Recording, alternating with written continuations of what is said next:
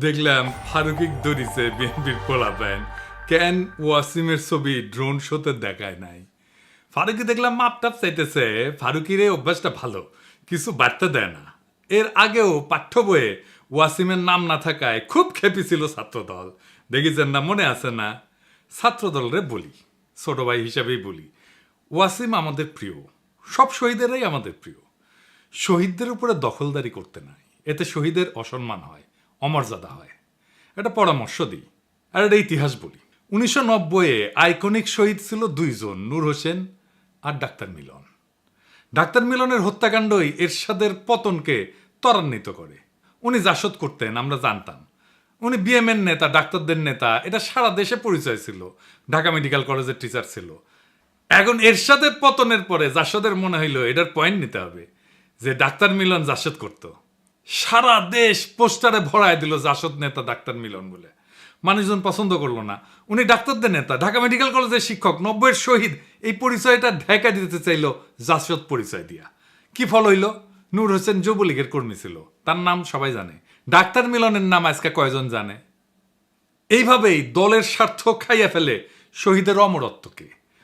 ওয়াসিম শুধু না, সব শহীদের নামই টিকে থাকবে যদি ছাত্রদল আধিক্ষেতা না করে। শহীদদের মধ্যে শিবিরের ছেলে নাই? অবশ্যই আছে, ওরা তো আধিক্ষেতা করতেছে না।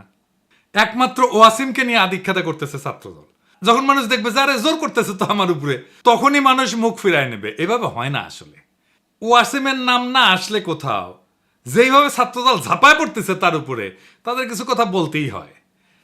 আপনাদের কি আদৌ কোনো নৈতিক অধিকার আছে কারো সমালোচনা করার ওয়াসিমের নাম না নেওয়ার জন্য?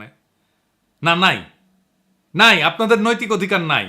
আপনাদের দলেরও কোনো নৈতিক অধিকার নাই কারো সমালোচনা করার। জি, ঠিকই শুনতেছেন। আপনাদের বিএনপির কারো নৈতিক অধিকার নাই কেন ওয়াসিমের নাম নেওয়া হইল না এটা বলার। প্রমাণ চান? এইটা সাহেব দেখান তো 7ই আগস্ট 2024-এ তারেক রহমানের বক্তব্য, যেখানে শহীদের নাম উল্লেখ করতেছে। শুনেন।